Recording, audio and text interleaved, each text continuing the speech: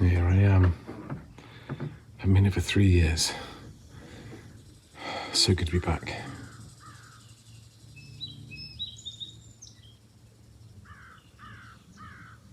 Right, float's pumped out. First time I've flown this plane for 3 years. But this place feels like my spiritual home of aviation. It's just the best place I've ever flown from on a regular basis. Thank you. Thanks to Tommy for his generosity. I can't overstate how beautiful it is here, how beautiful and peaceful. Fish jumping in the water. Can you hear that? It's amazing. Chipmunk. So we're on a flight. We're just about to take a flight from Beach Hill Pond in Maine, in Tommy's beautiful little 180, up to Lincoln Regional, where there's a river. I'm expecting glassy conditions when we get there. It's not a bad place to fly, is it? I would literally trade 10 hours of land plane flying for 1 hour on floats in conditions like this.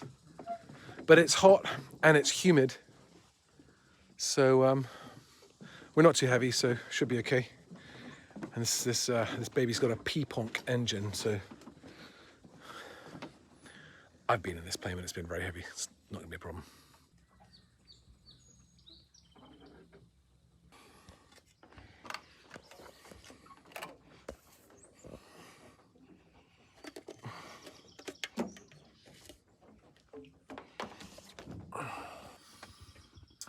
Look at these cool back seats that fold away. How cool is that? Fold away seats.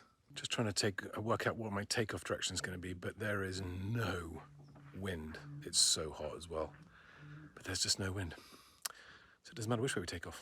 These ones are, that's it, everything else is off, yeah? In the whole story of my mission to take my family around the world in a seaplane one day, this place is kind of Mecca for me.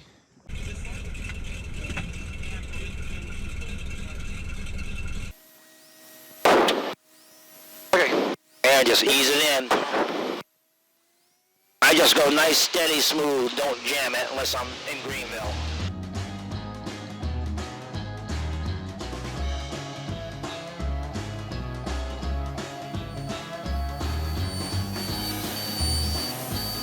Yeah, roll her up.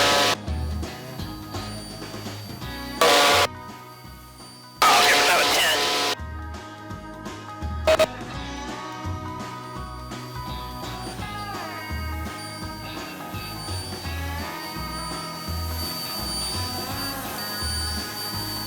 Wind that prop back.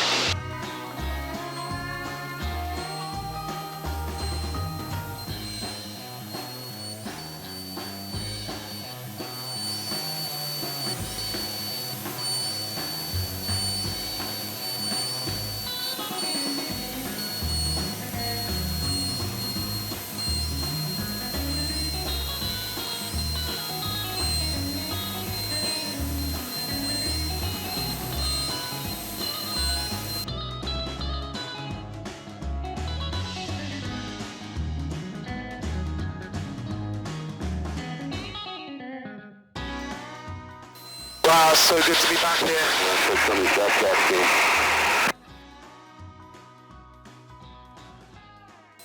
For the last couple of years, being stuck in England and not being able to come out here, holy wait. It's been like it's remembering a dream, like all coming out here and flying around here and going up to Mansungan Lake and Millinocket and Moosehead and Greenville, all these places. It's just like a distant dream. Coming back is so cool. I'm on a set of floats for that 172. Oh yeah? Yeah, a set of PKs. They're up here. I haven't put them on yet. I was going to put them on so Danny could do some flying this summer, but it just didn't work out. Okay. What's that? I just see in the direction of the river of Lincoln, there's a very slight wind from the north. Do you reckon it's going to be glassy? It'll probably be glassy. Right. Down in that river, it's always glassy. Right. What we'll do is we'll land going downriver, and we'll come in to keep the trees and stuff on your side so you can see them? Just scoot now. You gotta go get gas. We'll ride over the river first. And it's pretty shallow. Fairground eastbound. And you want to go for a glassy landing, 20 degrees or full flaps? I'd go 20.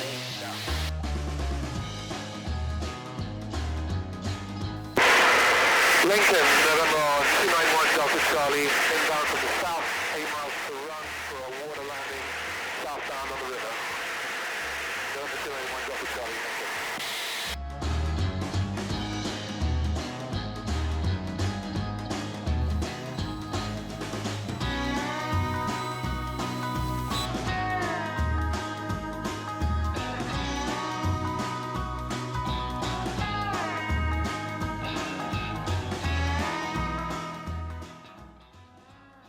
Drop it right down there and just keep flying. You can see the river pretty good right here. Yeah.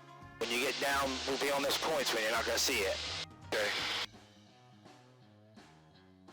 Yeah, hang close to this point, as close as you can to that point right there. Don't want to be too low because you're going to be turning.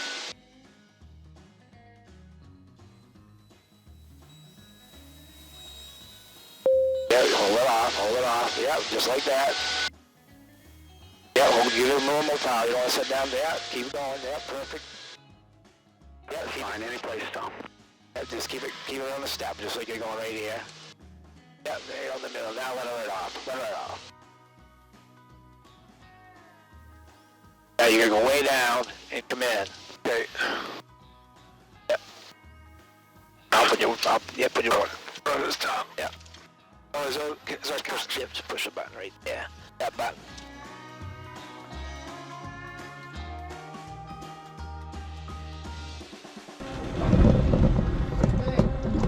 Made it.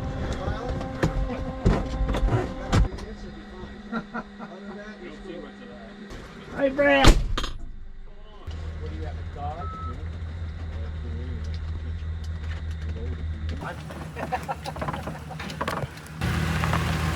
3 days of that? Oh, yeah? Oh, you're home 2 or 3 weeks? Oh, yeah. Oh, nice.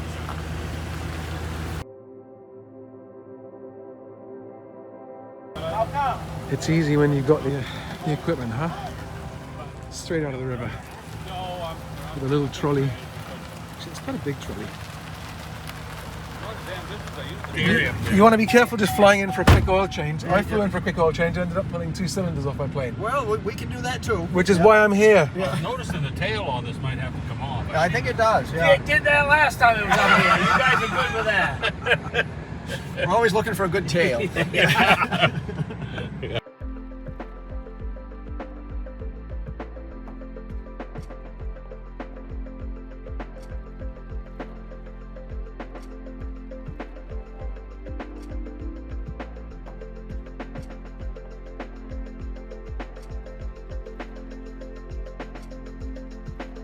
So within 5 minutes of touching down, we're in here all ready to go. You guys don't mess around. That's how you transport floats, guys. A Dodge Ram 3500, don't show them Rouge. I'm not part of the FAA. I'm part of Abdul's. You're part of what? I'm part of the terrorist network. Uh-huh. We fly planes from here. You're in a sleeper cell, are you? Right, and this is our airplane. We just flew up from Florida. Uh-huh. It's full of drugs underneath. Who's your next target? I don't know. I'm thinking of it now. Right. But this actually is a plane from Florida. And now we took the seats out because we want to fly back laying upside down and backwards. Why not? That's how you fly it. All right. We're going to put air mattresses in. It's much more comfortable. So these are like brand new These PKs. are going to Texas. These are amphibious floats for a fiber cub, for a cub. Oh, okay. They're experimental. We don't know if they work yet. I am in the hangar, the office of the hangar of the man that I consider to be the godfather of seaplane flying. The organizer of the Greenville Seaplane Flying. When I was a total stranger the day he met me, he took me up in his own plane and let me fly it. That was back in 2014. And he's been looking after me like a grandfather ever since, and it's just incredible. So, I've got a double reason for this mission all the way over here. One is picking up what's in this big heavy box which is for my 182 back in England. I hope I can get it into my suitcase. And the other is I've got to pick up some parts for the seaplane that I've got to share in Norway, because we're changing floats on it and we need what they call pork chops. $1,400 each. We need 4 of them. That's when it's good to be owning a share of a plane rather than a whole plane. We flew up here and my friend Tommy doubled it up with an oil change on this plane that I just landed on the river here. And he's had me cleaning the cowlings inside and out. Avgas cleaning the inside of the cowling, get all the oil and grease out, and then polish to get the bugs off the outside. Now I'm gonna have some lunch in the hangar. Shouldn't have put them fucking cylinders in here. That's probably it. That's probably what did it. Yeah. I felt it this morning. Oh, you did feel Yeah, it this morning? yeah. Yeah, because I felt the first thing I grabbed it. Yeah. There's no way you went to school. Those guys are old. I love these guys. So that plane's had its oil changed and we're going to be putting it back in the river with that truck. I've got the cylinders for the 182 and I've got the 4 strut mounts for the 180 in Norway. So mission accomplished. Now I've just got to get them home. First put the gear. I remember because that's when I was deciding whether to tighten my seatbelt to take it off. I didn't decide what We to. cut down and we rolled off the other end of the runway. We rolled and off with the. I tell Gary, says, we got to take your plane. This one's broken. And then what happened?